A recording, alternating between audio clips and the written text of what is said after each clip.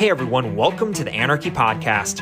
99% of traders will never make consistent profits. So why listen to the 99% of advice? On this show, we're going to challenge some of the most hallowed and repeated tenets of trading. And in doing so, set you up to succeed where others fail. Spoiler alert, we don't have a secret strategy or magic wand that will let you skip out on the hard work of learning the markets. But we can debunk viewpoints that are holding you back. If that sounds good to you, come join us. All right. Good morning. Good morning, Jordan. Good morning, everybody listening to the podcast. How you doing, Jordan? Doing well. Calling from the beach. You know, the stereotypical trading location, right? So yeah, no, it's having a couple days of vacation with the kids. So the kids are asleep, so just enjoying sitting out here by the pool. So looking forward to it today. Yeah, you were sure. Jordan was for those listening. Jordan was sending me some trades he'd taken this morning. That is the positive part of being a trader. If you can do it, you can trade anywhere you have an internet connection. The beach. So Jordan, you made some money on the beach today. Yeah. I'm not nearly as good of a spot. I'm sitting in my apartment right now. Hey, it is what it is. We all got to do what you got to survive. But yeah, today, I thought today would be a good time to discuss psychology. Maybe before we get into that, like maybe you could try to define what we mean by that, because it's a word that when traders love to throw it around, and I feel like a lot of times it can get misdefined. Yeah, well, psychology, and the whole trading, day trading idea is psychological in that it's not a physical sport. It's not something that takes, like any sport. It's not something that takes, muscle control or anything like that. Most it takes is a click. So it is all in your brain, right? So there's no physical aspect to it. And that's where, when we talk psychology, people can kind of maybe overcomplicate things. The fact is, trading is all in your brain. And when something is only in your brain can play tricks on you. Your brain is your greatest asset. We've talked about this before in our indicators topic, but it's also your greatest weakness, because as any trade will find out, you can get yourself into positions where you're trading poorly and you don't know why. And that's the hardest part about, and when we talk psychology, all we're talking about is how your brain is reacting, how your brain is processing information. Unlike computers, our brains also run off emotion, and that changes how we feel. We have fear. Fear changes how we trade. And so all of that is a package that when it comes together, you can, when you're in it, you have to get your psychology under control, because that's how you trade. You trade based off your brain. Yeah. And I would say not only fear, but also the opposite, ecstasy, or whatever word you want to use. It also changes how you trade. And the funny thing is, like, I know, like, when you and I started trading, the one thing I do give it to a couple of the gurus, and one of our main gurus that we were learning from, is they really harped upon how important trading psychology was and is. And I remember our first few conversations when we first started trading, we were mocking them so bad for trading psychology, because we were still adhering to what we said: follow your rules, stick to the rule, to follow your indicator, and you make money, right? And the funny thing is, when we first started trading, we were making money to begin with. Like, we were paper trading and things like this, but it seemed too easy. And we're like, what's the heck? What is this psychology thing? We're rather, both of us are rather unemotional guys on just a general level. And so then we're like, oh, come on, give me a break. You just trade, follow your rules, and you'll have no issues. And oh my word, were we so wrong. Yeah, well, that's the funny part, because you're right. We are fairly both, we're fairly even keeled, rather unemotional when it comes to money decisions. And so we analytical. I mean, you're an engineer. I've got my MBA. Both of us are very, come from a bit of an analytical background. And so, Yeah, and the way, again, the way it is trading is taught, it is taught as purely rule based. And so when it Yeah. comes to that, that's where the confusion came from, I think, because Hmm. if it's completely rule based and it's just like, well, hey, when A plus B plus C take the trade, then you're going, well, okay, well then where does psychology come in? It just seemed cringy. It just seemed a little bit weird. It's like, just follow your rules, you'll be fine. And it turns out trading is much more gray than that, and so psychology comes in to play. It is the main player. Again, it's not a physical. This is not a physical game. It is purely in your mind, and so that's where psychology comes in. The main thing that comes in is fear and greed. And greed is often a fear, just a fear of of losing what you already had. Yeah, I mean, This, yeah, I would say greed is essentially just a fancy name for FOMO, honestly. yeah, yeah.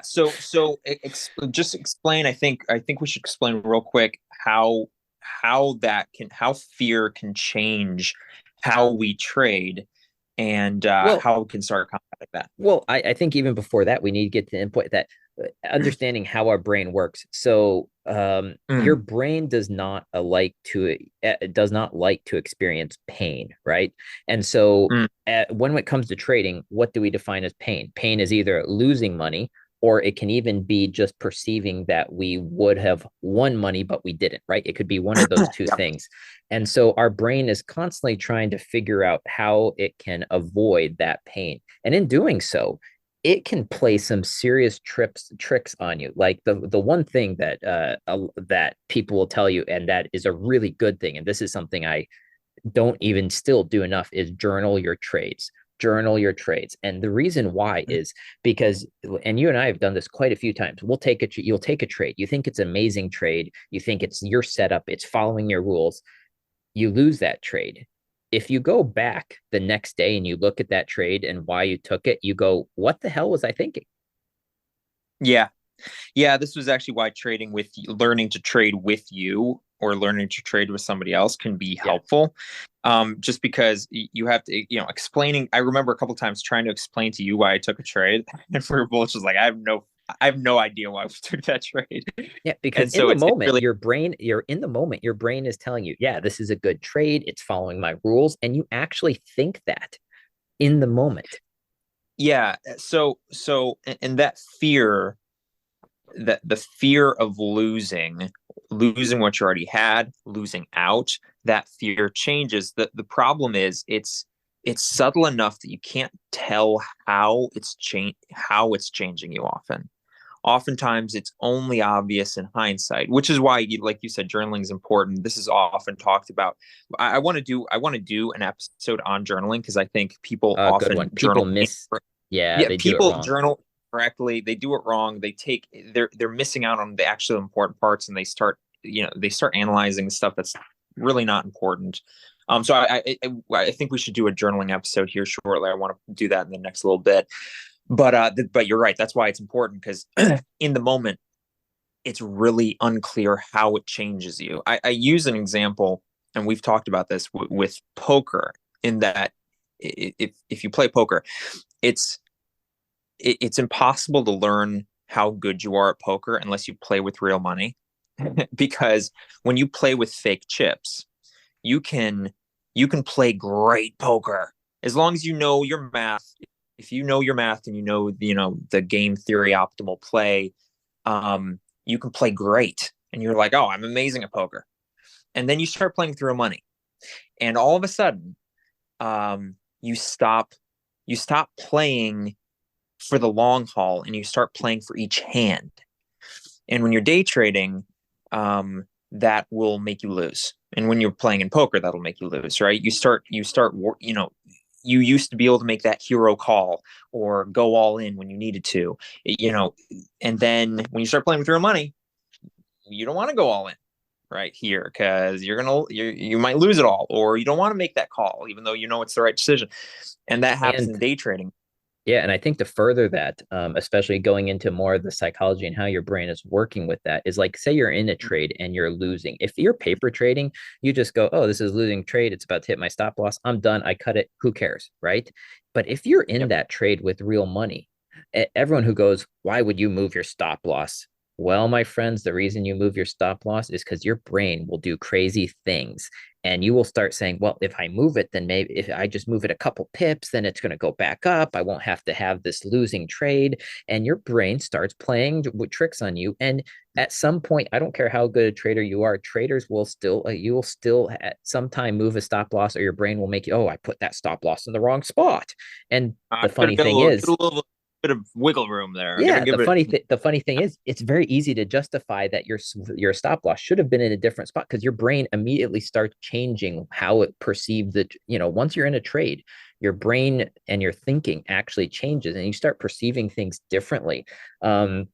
So Yeah, with that yeah. being said, what I'd like to also discuss next is, what can you do about that? What is the main key to be able to start overcoming some of these issues with your brain and overcoming these things, that the FOMO, the greed, the fear? So yeah, it's a great point. It's a great segue. So the first thing, like you mentioned, is keeping track of how you felt and how you felt during the trades. And this is why journaling is important. We can do a whole episode on that. But really quickly, what journaling just should be is what trades you took. You don't need the details, but the trades, and then how you felt and why you took a trade. Because when you look back, it's easy to see, oh, I took that because I got FOMO. There was a big move to the upside and I didn't want to miss out. And so I took the trade, even though the massive move had happened. It probably was already petering out, and then it went against me, right? That was Yeah. FOMO. You call it out, you see it, and you just recognize it, right? You just really you really understand, because if you never take the opportunity to understand why you took a trade, you'll just keep making them. You'll just keep making those decisions. So Yeah. you really have Yep. to go, hey, I took that trade because of FOMO. I I was afraid of missing out. And you just do that, and you just do this long enough. And this is why it's so important to recognize that this day trading is a game of subtlety. It's not a game of just follow X, Y, and Z rules and you'll win. It is a game of it's a very subtle game that you can be wrong quite a bit and still make money, because you just need to have a slight edge, and that slight edge just is developed over time. And so because of that, psychology can, you like you said, you can convince yourself of anything. And so you can if you sit there long enough, you can convince yourself to take a buy, or you could sit there and convince yourself to take a short at the exact same moment. So this is why tracking your psychology is so important, and just doing it over and over and over again, because eventually, as you call it out and you call it out and you call it out over time, eventually you'll be able to do that in real time. You'll be able to Yeah. go, hey, I want to buy right now. And you go, wait a second, I have FOMO right now. And you just, a good trader becomes very good at identifying their fear in the moment. And that's where you start becoming successful, Yeah. as you start being able to call out those in the moment. And I think you brought up a really good point when you mentioned the over and over again part, right? Because trading is all about desensitizing yourself to the emotions of the trade, and basing it, and actually just letting your brain do what you've been practicing over and over and over Yeah. again. It is about the repetition. Essentially, it's desensitizing yourself to some of those FOMO and greed. And the only way you do it is by doing it over and over again and analyzing it how you feel. And, a lot of times, over trading has always been what, like, I think you're a little bit better at it, but for me, like, over trading has always been one of my bigger downfalls. And the way I actually had to just take a week off and say, I am not going to trade. I'm going to sit down. I'm going to watch the charts, but I'm not going to trade, just to force myself to sit there, watch charts, and not trade, to get over some of that FOMO, saying, oh, I might miss the big. No, I'm not here to Yeah. miss moves. I'm here to look at the charts. And that's something, actually, that taking that week off of looking at the charts, pretending I was trading, is I wasn't even paper trading. I was literally just charting and looking at my charts, was super helpful in helping me to overcome some of that FOMO and that over trading, which is a result of FOMO.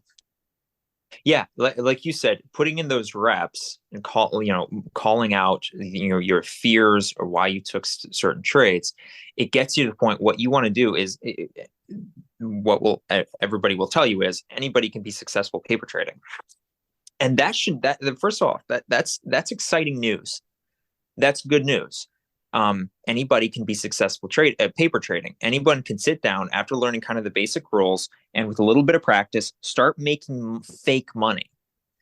Where the problem lies is when you start playing with real money, and then everything changes. That should be, one, discouraging because only 1% of people get past that, but it should be encouraging and going, okay, this is the key, right? I mean, this is where we need to focus.